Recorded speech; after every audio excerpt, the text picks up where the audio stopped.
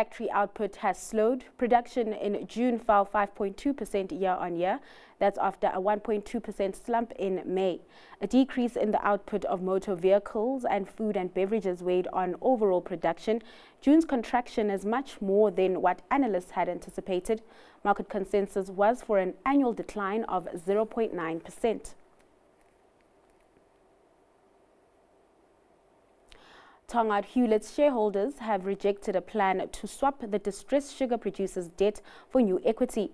The idea had been for Tongaat to issue 4.8 billion rand in new but unissued shares to Vision Investments as part of Vision Investments' business rescue plan for the company.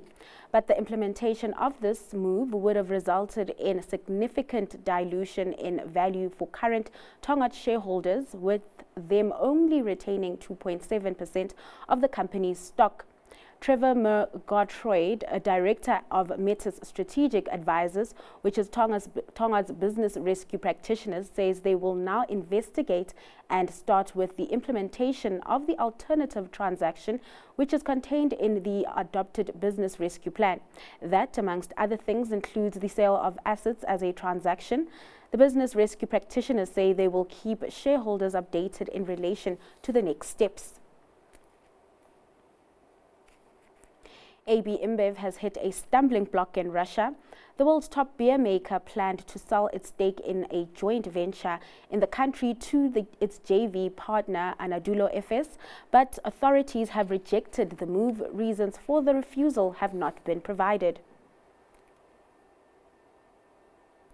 Sappi has delivered a strong third-quarter operating performance. The pulp and paper producer has posted a 42% jump in earnings before interest, taxes, depreciation and amortization, excluding special items.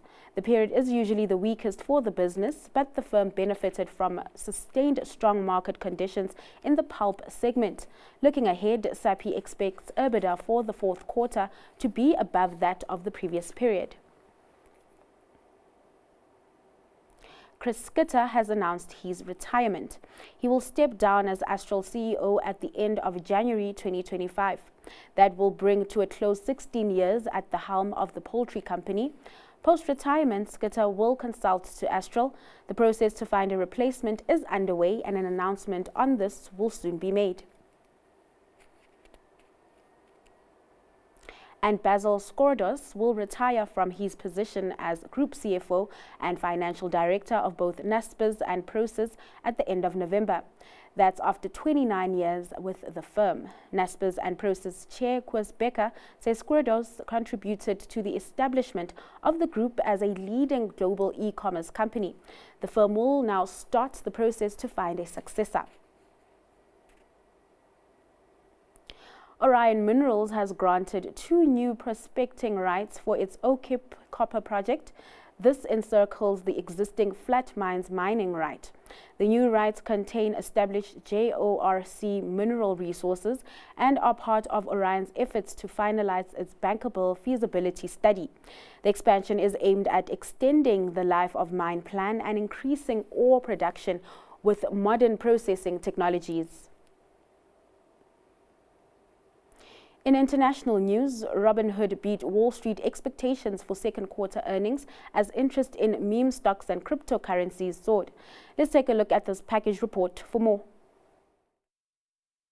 Meme stocks are back, and that is good news for Robinhood. The trading app said Wednesday it beat forecasts over the second quarter. Transaction-based revenue surged 69% to $327 million, with profits also beating expectations. Robinhood saw a jump in activity after influencer Keith Gill, aka Roaring Kitty, returned to social media. That reignited interest in stocks like video game retailer GameStop, which had been at the heart of the 2021 meme stock craze. Crypto offered a big boost too. Bitcoin soared over the first half of the year after US regulators approved exchange-traded funds handling the virtual currency. Since being at the heart of the original meme stock frenzy, Robinhood has struggled with uneven trading activity. It's responding by building a suite of different products for clients. On Wednesday, it also teased the launch of a desktop version of its popular trading application. Executives shrugged off worries about a possible US recession. Chief Financial Officer Jason Warnick said the firm was optimistic it would do well in any market scenario. And Swiss mining giant Glencore has decided to abandon plans to spin off its coal business, citing shareholder sentiment that views it as a valuable source of revenue. Let's cross over to our reporter, Anatin Devu, for more. That's right, Ndawling. Swiss mining giant Glencore has dropped plans to spin off its coal business because shareholders see it as a cash-generating activity. And joining us with more on this is DW correspondent Chiponda Chimbelu, who is currently standing by in Berlin. Chiponda, thank you so much for your time. So what more can you tell us about Glencore's U-turn? Thanks for having me. Well, this decision comes 8 months after Glencore announced plans to spin off its coal business. And that means it is bucking the trend of other mining giants. Rio Tinto sold its coal assets in recent years, and Anglo American has plans to exit its coal business.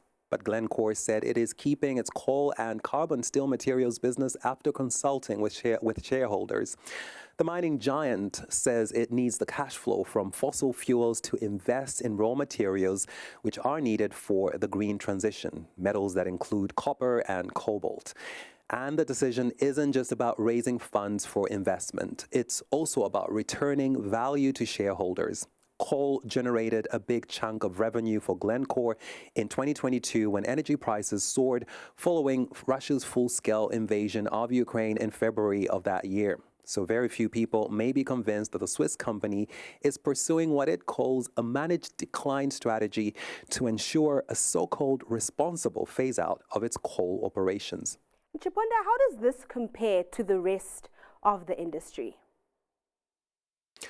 Well, Glencore isn't alone in backtracking on promises to exit fossil fuels, which account for the bulk of carbon emissions.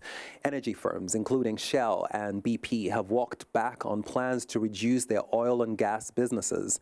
And while Glencore has said it has the support of its shareholders, there has been some criticism. And some are pointing to the fact that Glencore's largest investors include the Qatar Investment Authority and former CEO Ivan Glasenberg, who used to be a coal trader. And the decision has been, of course, criticized by climate protection and environment advocates. Now, they point out that coal is banned from some investment portfolios, and that includes the world's largest. Norway's sovereign wealth fund has banned investment in Glencore. But Glencore's U-turn may be a sign that environmental, social, and governance efforts may be facing a backlash, and investors are increasingly more critical and prioritizing revenue generation over sustainability efforts, as is the case with Glencore. I guess the last question to ask there, Chiponda, is where are ESG efforts headed? The trend has been for investors to pull back on ESG efforts. Now, for instance, BlackRock and Deutsche Bank's DWS Group reduced new funds with ESG mandates. The number of ESG funds launched globally has also declined significantly in recent years. In 2023, the number of such funds declined more than 40% compared to the previous year. And in the U.S., ESG efforts have been attacked by Republicans as anti-capitalist.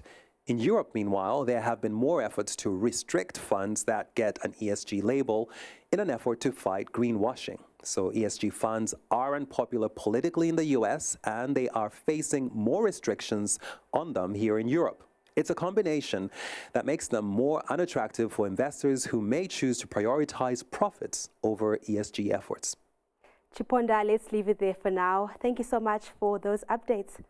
That was DW's correspondent, Chiponda Chimbelu.